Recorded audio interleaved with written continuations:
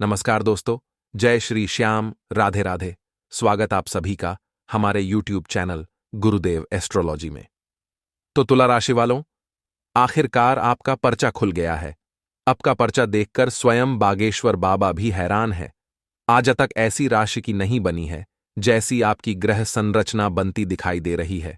सुख और दुख दोनों आता दिखाई दे रहा है। आपको कुछ सावधान बरतनी होगी, कुछ उपाय सच्चे मन से करने होंगे और तभी आप सुरक्षित रह पाएंगे। इसलिए वीडियो अंत तक देखें और बारीकी से एक एक बात को समझें।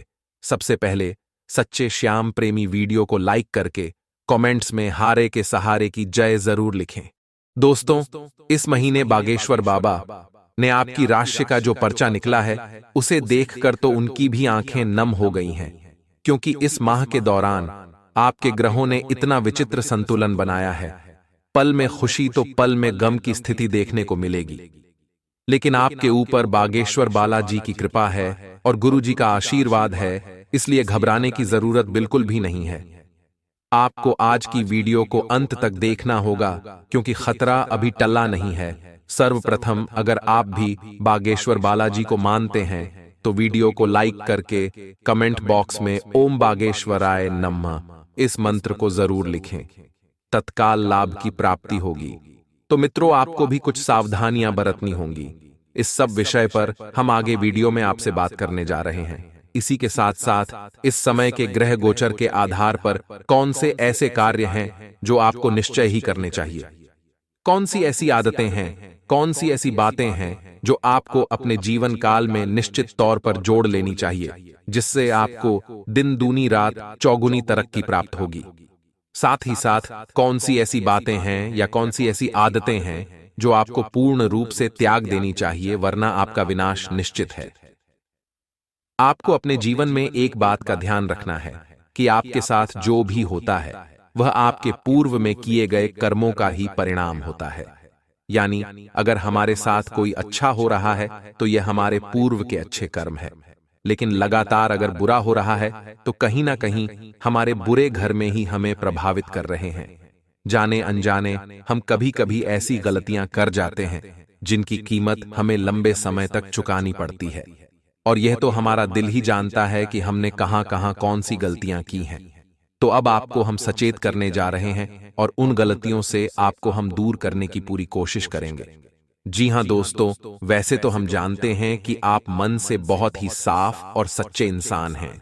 आप जानबूझकर किसी का अनर्थ नहीं करते हैं, और यदि गलती से भी आपके हाथों किसी का अनर्थ हो जाए, किसी का बुरा हो जाए, तो आपके मन में उसके लिए बहुत पछतावा भी रहता है और आप पूरी कोशिश करते हैं कि उसकी कमी की भरपाई करना, उसे अच्छा महसूस कराना।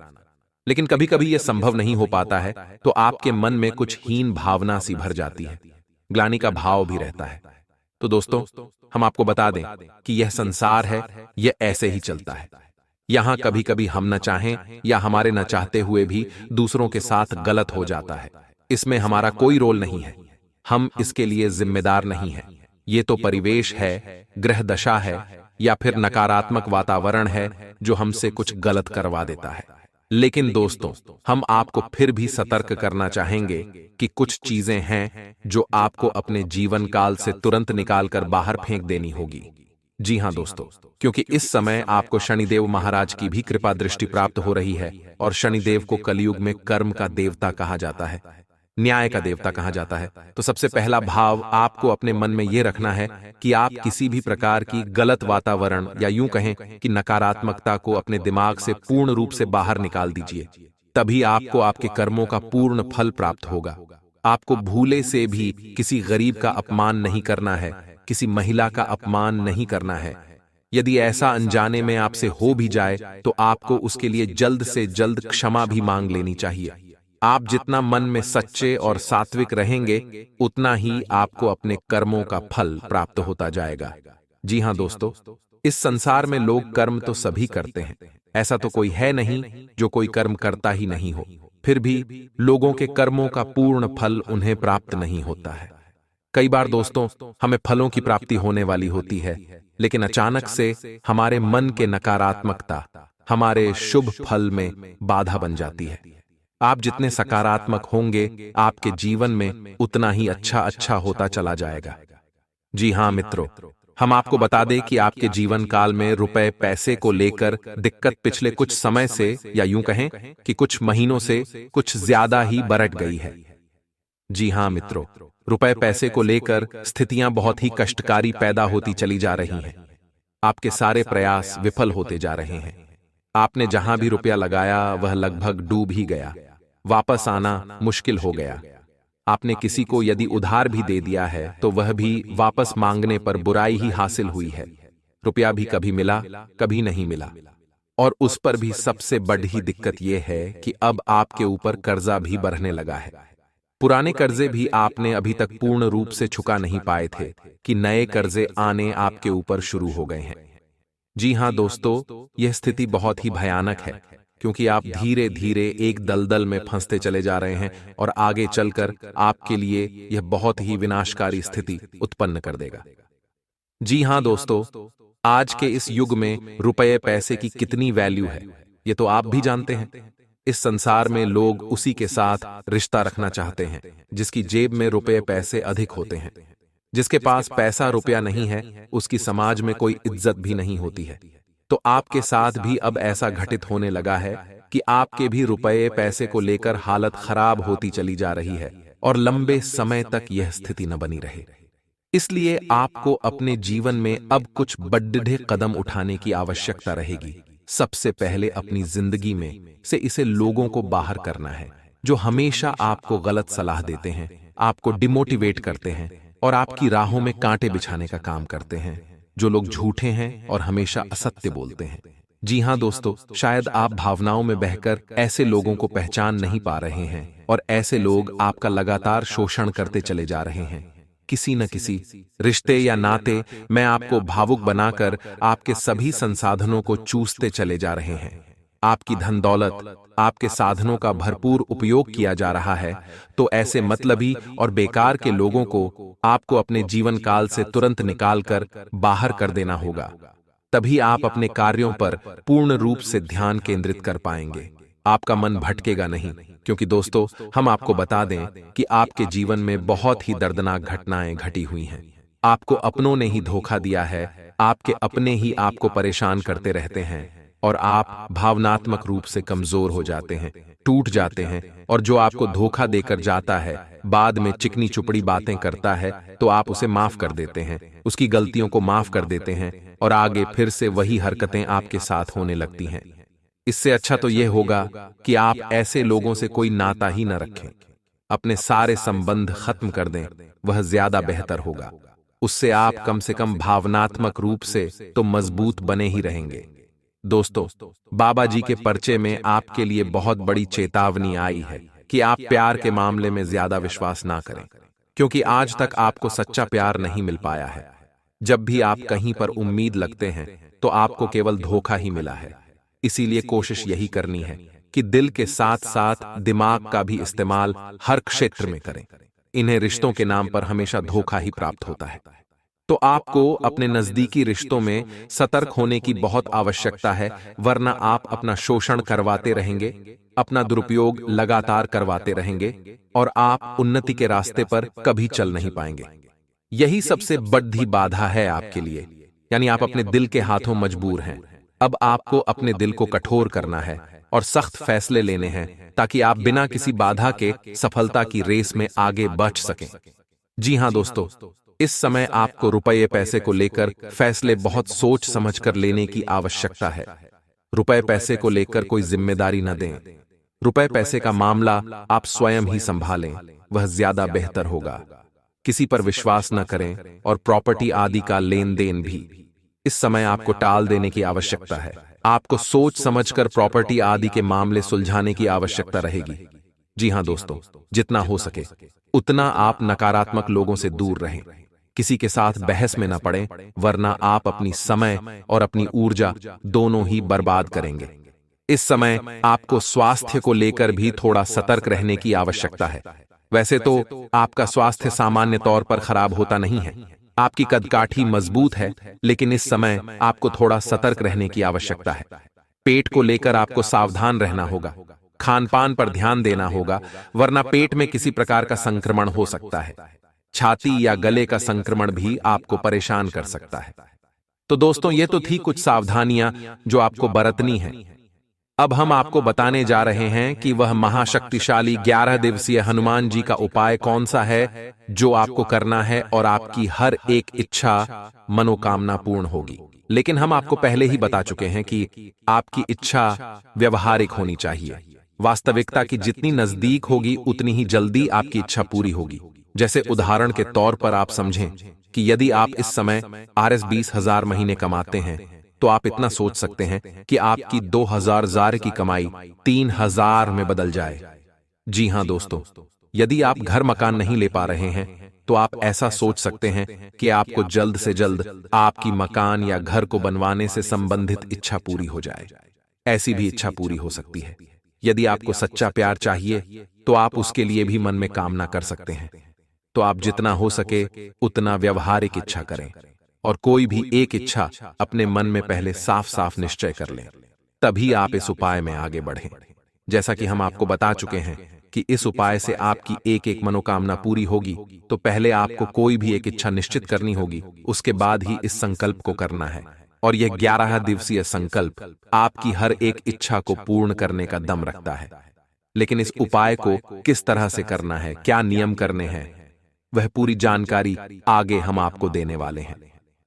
क्योंकि दोस्तों, यह बजरंगबली का उपाय है, तो आपको इस मंगलवार से ही शुरू करना है। और मंगलवार को हनुमान जी का भी सबसे खास दिन कहा जाता है। तो सबसे पहले आपको क्या करना है? तो मंगलवार को आपको ब्रह्म मुहूर्त में जागना है।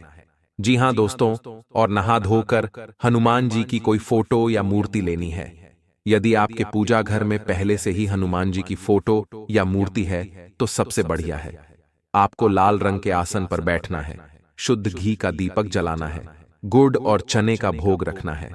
अगर यह उपाय आप लाल रंग के वस्त्र धारण करके करेंगे, तो लाभ ज्यादा प्राप्त होगा। लाल टीका अपने माथे पर लगाना है।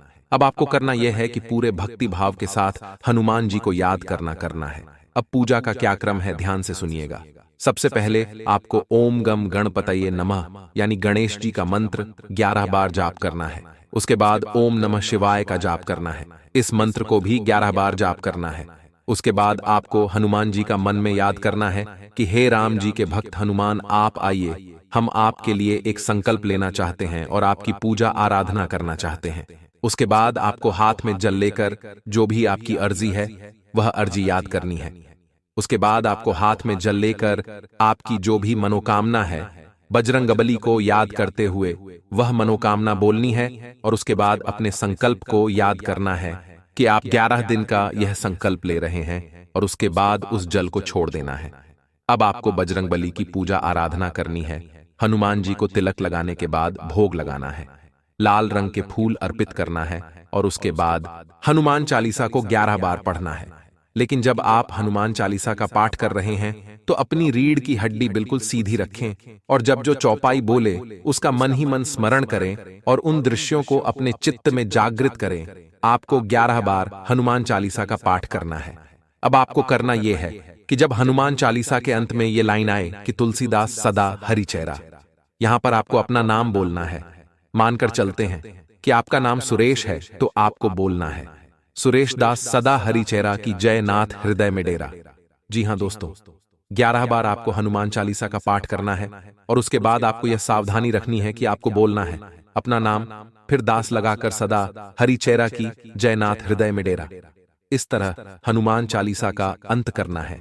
इस तरह आप को 11 दिनों तक लगातार एक निश्चित समय पर आपको हनुमान चालीसा का 11 बार पाठ करना है। आपकी मनोकामना भी पूर्ण होगी। अब आपको सावधानियां क्या रखनी है, इनका आपको ध्यान देना है। अगर आप 11 दिन का है संकल्प ले रहे हैं तो आपको मांस मदिरा का सेवन, तामसिक भोजन का सेवन बिल्कुल भी नहीं करना है। जमीन पर आपको सोना होगा। पूरे 11 दिनों तक पूर्ण ब्रह्मचर्य का पालन करना होगा। जी हां दोस्तों, यहां तक कि आपको अपने मन में भी किसी औरत के लिए गलत भाव नहीं लाने होंगे। अगर 11 दोनों का एक कठिन उपाय आप कर लेंगे तो आपकी कामना जरूर पूर्ण होगी। इस बात की हम आपको गारंटी देते हैं।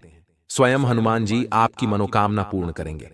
अब आपको 11वें दिन क्या करना है, इसे आप ध्यान से सुने।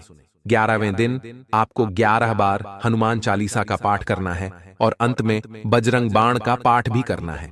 ये बहुत ही आवश्यक है और बजरंग बाण के पाठ को करते समय भी आपको कुछ सावधानी रखनी है। जो ध्यान से सुने तो आपको ध्यान देना है कि बजरंग बाण के पाठ में न बजरंग बली को राम जी की शपथ दिलाई जा रही है। यह बहुत ही खतरनाक मामला होता है दोस्तों। हनुमान जी को उनके पूज्य, उनके प्रभु की शपथ दिलाना कोई छोटी मोटी बात नहीं है।